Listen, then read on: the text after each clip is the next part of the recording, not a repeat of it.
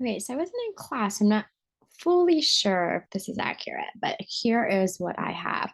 So, a website analysis by Michelle Crespo. And excuse me, I have my retainer in. So, edweek.org is a website that I use a lot myself. I go to. So, I just did it on that. It was founded in 1981 by the Carnegie Corporation of New York, the Ford Foundation, and the John S. and James L. Knight Foundation. It was intended to provide an analysis of K 12 education policy and practice. So, this is who created it, and this is when it was created, and this is what its purpose was supposed to be. Now, its mission statement, let me move my face, is Education Week is an independent news organization that has covered K 12 education since 1981. They are known for our in depth coverage of education policy, practice, and trends. Yay, they used the Oxford comma. Our mission is to raise awareness and understanding of critical issues facing American schools. We believe that informed decision making and the sharing of best practices will improve education for all students. So, that is their mission statement on their website. Now, the contents, hold on. It offers a range of content. So, it's really like a news outlet. It's like a newspaper, but online. But it has everything pertaining to education. So not like a traditional New York Times, New York Post, where it has the sports section, the education section, the politics section.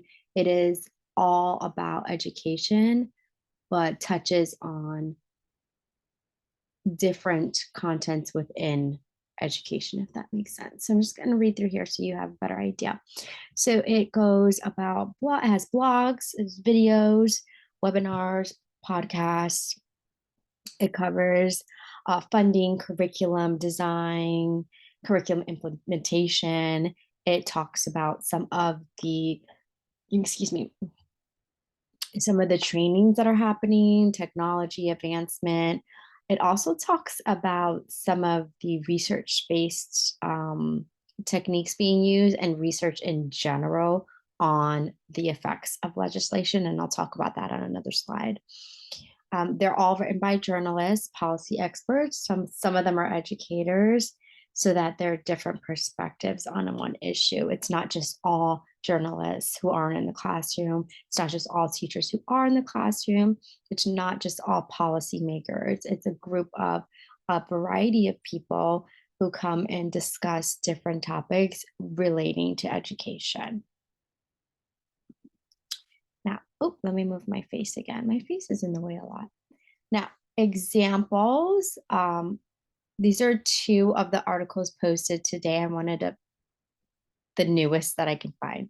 So there was one article called early, actually, no, they were posted April 27th, so 2 days ago.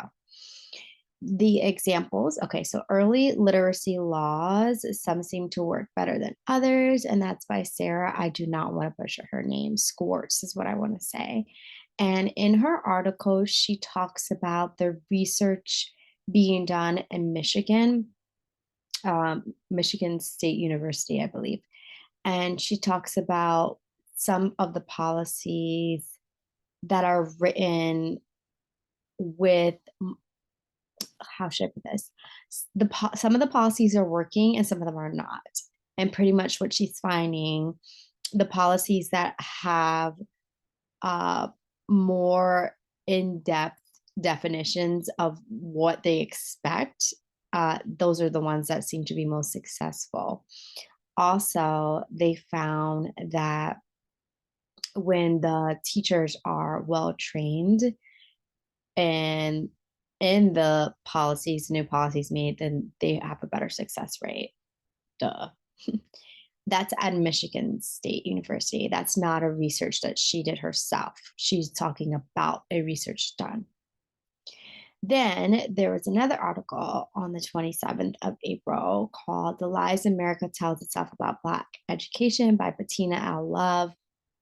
I like this article a lot. It talked about how when Ronald Reagan was in office, he attempted to let Americans think that they were not doing well in the education programs, that they were in danger of pretty much being outdone by all the other countries. He even omitted some of the um, statistics to prove that the 1970s, 1980s children were not successful.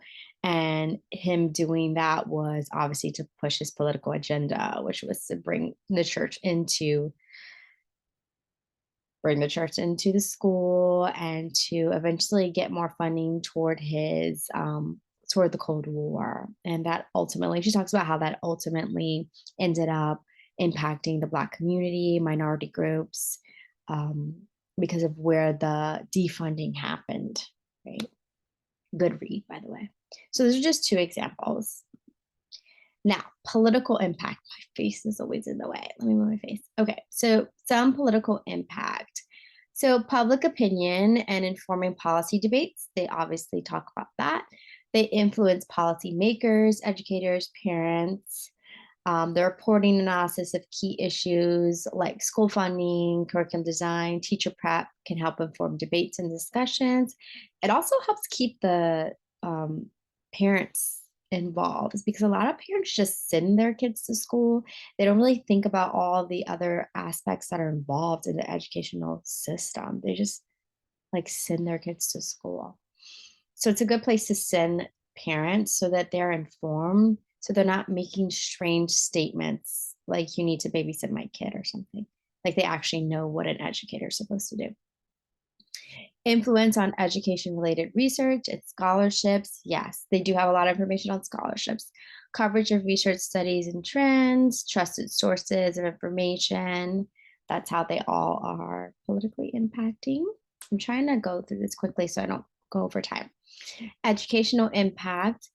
It does inform educators and policymakers, promoting best practices. Yes, it also gives articles of examples of people using best practices. It's nice.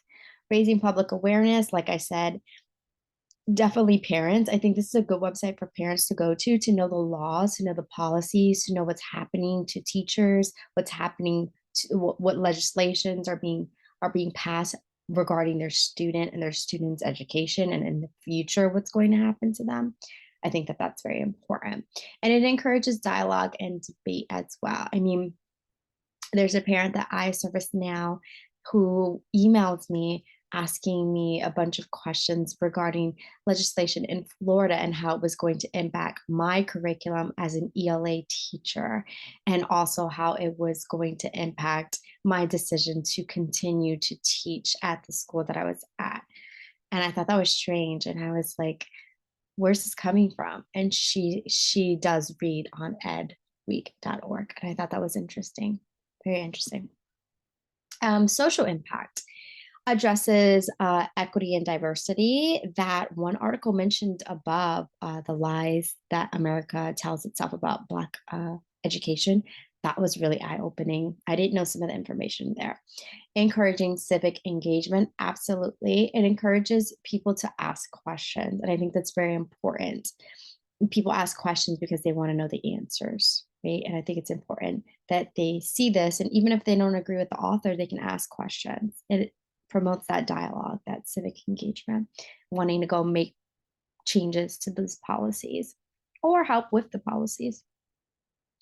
Supporting workforce development, fostering innovation and entrepreneurship. That's just them as like an actual company, because they're an independent company. They're independent. And that's all I have. I hope that that was enough. I wasn't quite sure how this was supposed to be done. So there it is.